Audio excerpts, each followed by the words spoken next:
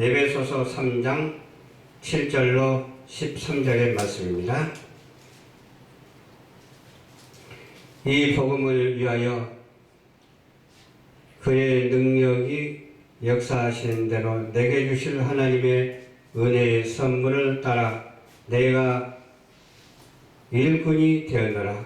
모든 성도 중에 지극히 작은 자보다 더 작은 자에게 이 은혜를 주신 것은 측량할 수 없는 그리스도의 풍성을 이방인에게 전하게 하시고 영원부터 만물을 창조하신 하나님 속에 감추었던 비밀의 경륜이 어떠한 것을 드러나게 하려 하심이라. 이는 이제 교회로 말미암아 하늘에서 정사와 권세자들에게 하나님의 각종 지혜를 알게 하려 하심이니 곧 영원부터 우리 주 예수 그리스도 예수 안에 애정하신 그 뜻대로 하신 것이라. 우리가 그 안에서 그를 믿음으로 말미암아 담대함과 하나님께 당당히 나아감을 얻었느니라. 그러므로 너희에게 구하노니 너희를 위한 나의 여러 환난에 대하여 낙심치 말라. 이는 너희의 영광이니라. 아멘.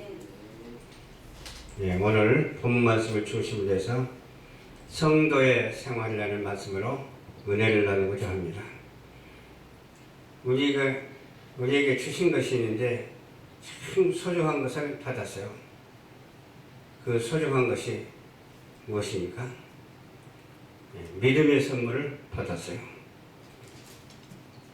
그러면서 그 선물을 받아가지고 생활하는 자가 되었어요. 받은 것을 보고 느끼며 말하면서 생활하는 자가 되었어요. 그러면서 나만 가지고 있는 것이 아니라 나누어주는 자가 되었어요. 나눠주고 계속 나눠주다 보니까 다 공유하게 되었어요.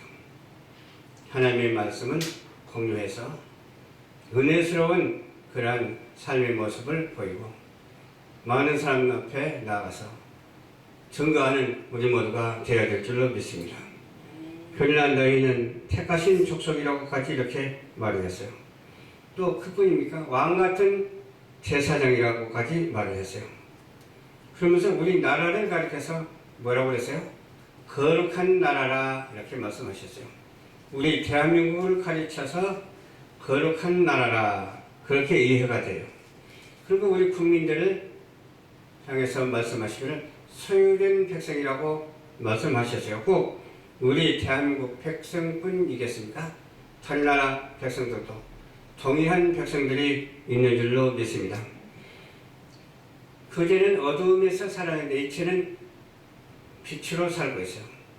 그렇기 때문에 어둠에서 불러낸 자가 되었다 그 말입니다. 기이한 아름다운 복음을 선포하는 자가 되었다 이 말입니다. 말씀은 귀한 말씀입니다. 하나님의 말씀이기 때문에 기이하다, 기적 같은 말씀이고 이적 같은 말씀이고 하나님의 말씀은 살아 움직이고 하나님의 말씀은 우리 속에 있어서 영생의 소망으로 살아갈 수 있는 믿음의 은혜를 받고 산다는 것이에요. 그래서 우리는 이 말씀을 선포하는 자가 되어야 될 줄로 믿습니다. 전에는 우리도 이방인이었어요. 이방인이었어요. 왜? 죄를 짓기 때문에 이방인이었어요. 그럼에도 불구하고 어때요? 이제는 하나님의 백성이 되었습니다. 왜? 우리를 불러주셔서 우리와 함께 하시기 때문에 하나님의 백성이 되었어요. 하나님의 은혜로 말미암아 믿음으로 구원을 받았기 때문에 하나님의 백성이 되었어요. 그때에는 긍휼을 얻지 못했었어요. 이제는 긍휼을 얻게 되었어요. 얼마나 불쌍했으면 긍휼이 여기서 우리를 죄악권 되어서 죽을 수밖에 없었는데 예수 그리스도를 이 땅에 보내셔서 그를 믿음으로 말미암아 죄를 씻고 구원을 받게 하셨습니까? 이제는 긍휼이 얻은 자가 되기 때문에 더 이상의 생각은 금해야 될 줄로 믿습니다. 하나님의 생각으로 가득 차야지 하나님을 외면하는 은폐하는 생각으로 가득 차서는 안 되고 하나님을 합당히 여기고 하나님과 함께하는 그런 생활의 주인공들이 다 되어야 될 줄로 믿습니다. 거류민과 같은 사람이었어요. 우리는 거류민과 같은 사람, 나그네 같은 사람이었어요. 그런데 영혼을 무익히 하는 육체의 종욕을 제어했다 이 말이에요. 나그네 같은 사람, 나그네 인생을 살지 않냐고 어떤 인생을 사는 거예요? 하나님께 속한 인생으로서의 나그네. 그러니까 이 세상 나그네지만 우리는 어디를 향하는 나그네입니까? 저 영원한 천국을 향하는 나그네가 됐어요. 거류민이 되기 때문에 우리는 살면서 머물면서 걸어가고 진보하는 그런 새로운 창조의 세계를 열어가는 오직 하나님만 바라보는 우리 모두가 되어야 될 줄로 믿습니다. 그렇게 하기 위해서는 우리가 교만해서는 안 되죠. 낮춰야 돼요. 어떻게 낮춰요? 주 앞에서 자기를 낮추는 자. 또 우리가 하나님의 거짓 증인으로 발견되리니 자기를 높이는 자라고 했어요. 나를 높이는 자는 거짓 증인이 되는 거예요. 나를 낮추는 자는 참 증인이 되는 거예요. 하나님은 그리스도를 다시 살리셨고 우리의 죄를 용서하셨어요. 그리고 또한 우리에게까지 그리스도로 말미암아 다시 영생의 축복을 받게 해주셨어요. 이 받게 해주신 것에 대해서 빼앗기지 아니하는 우리 모두가 되어야 될 줄로 믿습니다. 자칫 잘못하면 과정 속에서 확신이 있어요. 과정 속에서 확신은 과정에 머무를 뿐이에요. 그러나 결과 속에서 확신이 있어야 될 줄로 믿습니다. 그러면 끝까지 영생하는 날까지 확신을 가지고 변치 않는 믿음의 소유자가 되는 거예요. 만일 죽은 자가 다시 살아나지 않았다면 그리스도도 다시 살아나지 않은 거예요. 그래서 우리가 부활의 영으로 다시 살고 부활의 육체로 다시 살고 영생 복락을 누릴 수 있도록 주님께서 오시는 날 다 함께 들림을 받는 우리 모두가 되셔야 될 줄로 믿습니다. 환난 중에서도 기뻐하는 자가 되어야 됩니다. 우리가 세상을 살다 보면 별일 다 있잖아요. 환난 중에서 살 때가 있고 평안한 가운데서 살 때가 있고 그래요. 그것은 누구에게나 다 찾아와요. 그러나 그 찾아오는 과정 속에서 내가 어떻게 하나님께 향하고 있는가, 그게 중요하죠. 하나님께 향하고 있으면 하나님의 말을 하는데 사단을 향하고 있다면 사단의 말을 할 수밖에 없어요. 정의를 말할 수밖에 없어야지.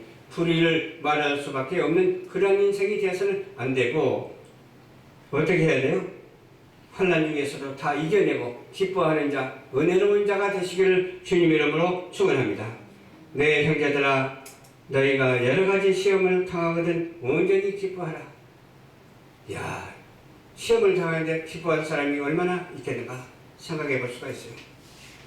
내가 나도 모르게 죄악의 늪으로 빠져 들어가는데 그럼에도 불구하고 죄악의 늪에 빠지지 않냐고 우리 주님께서 건져주시니 얼마나 감사해요.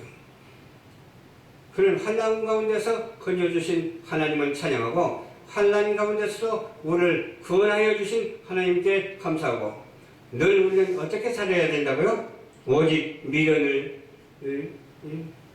두지 말고 오직 현실에 입각해서 어떻게 해야 돼요? 믿음의 시련을 가진다 할지라도 인내를 갖고서 믿음의 구원을 낳고 기쁨을 낳는 우리 모두가 되셔야 될 줄로 믿습니다. 하나님께서 구하면 후히 주시는 하나님이시거든요.